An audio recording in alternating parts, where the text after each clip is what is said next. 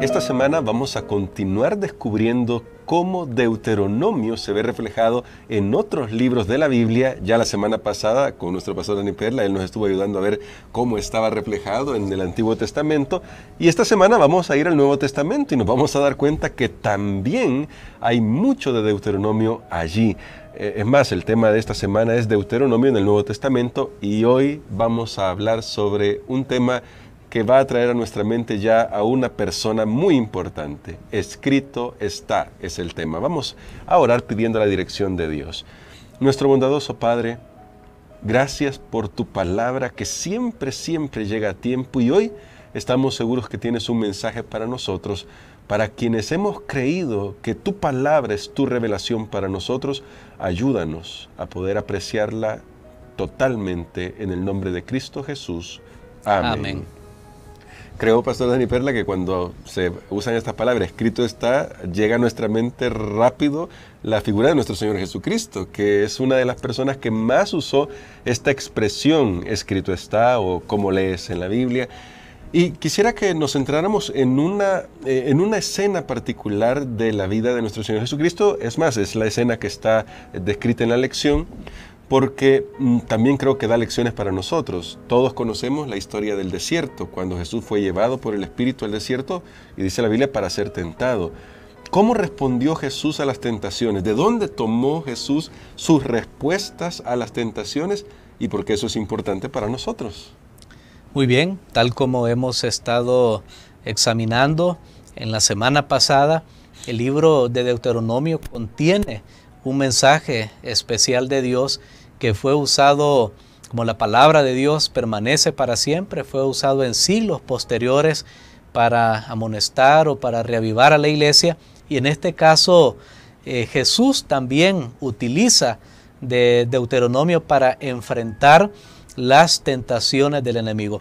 A mí me llama la atención que Jesús pudo haber abordado las tentaciones de Satanás desde diferentes ángulos, estrategias. Digamos, sí, estrategias. Por ejemplo, él pudo haber debatido con Satanás. Hubiera sido un debate interesante, ¿verdad? Ahora, por ejemplo, cuando hay postulaciones a la presidencia y hay debates y las personas prestan atención para ver los puntos de cada uno, claro, o de diferentes puntos de vista, se hacen debates y hubiera sido interesante desde el punto de vista humano, digo, meramente, ver un debate entre Cristo y Satanás, cada uno poniendo sus argumentos. Sí. Pero Jesús no eligió esa estrategia.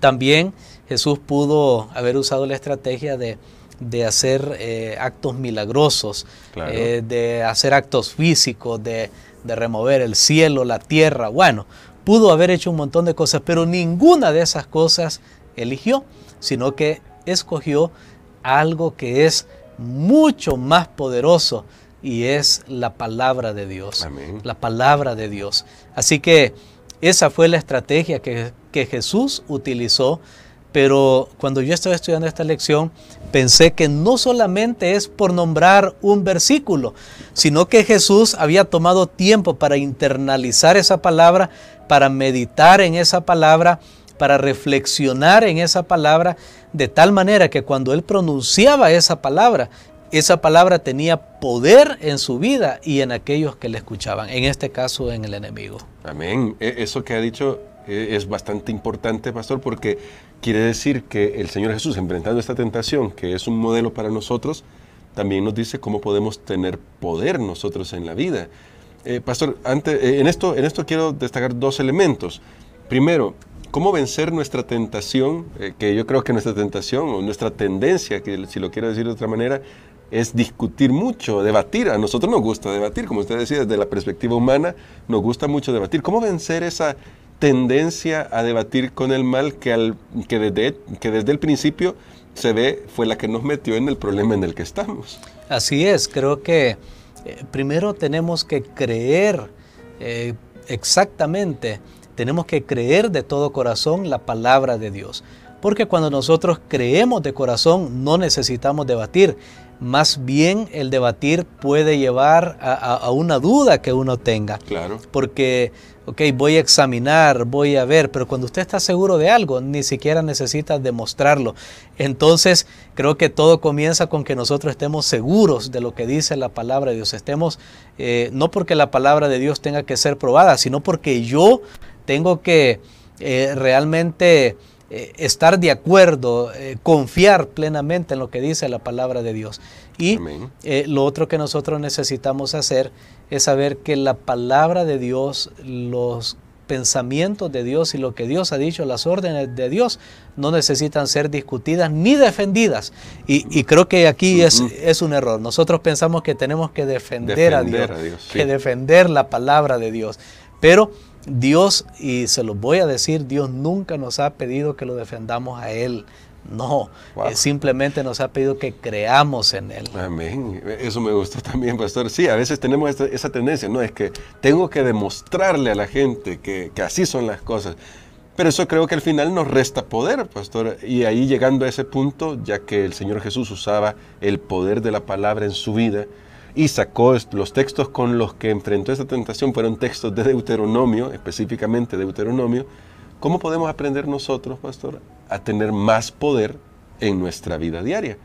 Siendo que tal vez uno podría excusarse y decir, sí, pero yo no soy Jesús, pues Él sí era especial, era diferente de mí. Realmente, ¿cómo podemos tener poder y no nos excusemos en esa afirmación que al final no es una afirmación verdadera? Creo que lo que demuestra que Jesús utilizó específicamente en el capítulo 6, están esos 3 versículos que Jesús utilizó contra el enemigo.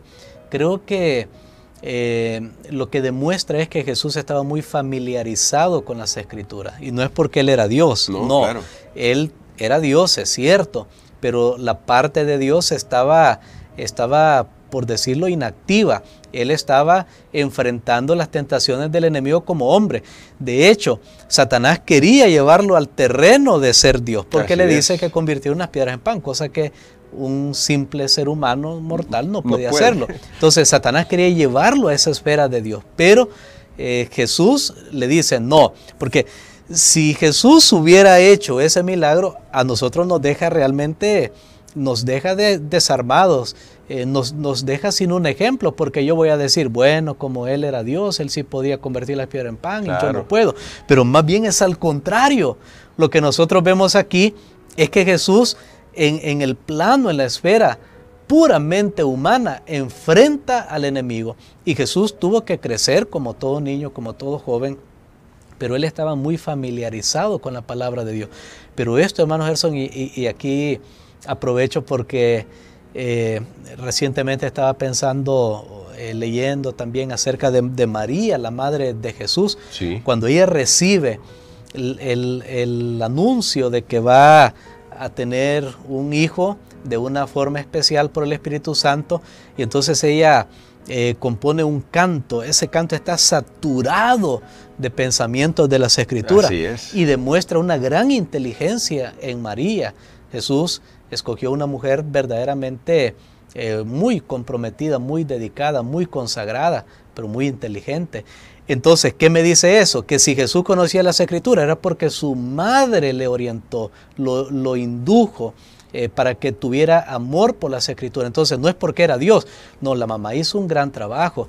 Así que aquí podemos ver que nosotros también podemos hacerlo, y aprovecho para decirle a los padres, maestros, pastores, cuando la palabra de Dios es bien expuesta, va a producir cambio, conversión, va a ayudar a ese joven, a ese hermano, a esa hermana, a esa persona cuando esté pasando por momentos de tentación. Entonces, cuando estudiamos la palabra, Dios se encarga que en el momento de la prueba nosotros extraigamos los pensamientos que necesitamos para vencer. Qué lindo eso, pastor, porque el Señor siempre está ahí, ¿no? Pendiente, y si hemos hecho lo que hacía el Señor Jesucristo, internalizar, nos dijo el pastor al principio, la palabra de Dios, Dios también traerá a nuestra mente lo que necesitamos en el momento de la prueba, como ya bien lo destacó nuestro pastor. Así que, pastor, creo que este momento es especial como para orar y decir, Señor, gracias por el ejemplo que tenemos en Jesucristo, que usó la palabra del Señor para poder enfrentar la tentación y así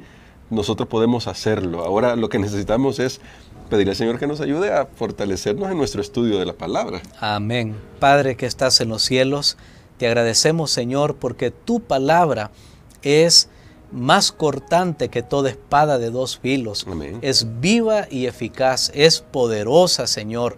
Por eso, Padre, en este momento pedimos que tú nos ayudes para creer a esa palabra, para meditar en la palabra, para internalizar esa palabra en nuestras vidas, para confiar en tu palabra, Señor, para estudiar tu palabra, y cuando venga el momento de la prueba, podamos tener esa palabra que brota en nuestras mentes, brota en nuestros labios, brota en nuestros corazones, y podemos hacerle frente exitosamente al enemigo. En el nombre de Jesús lo pedimos. Amén. Amén.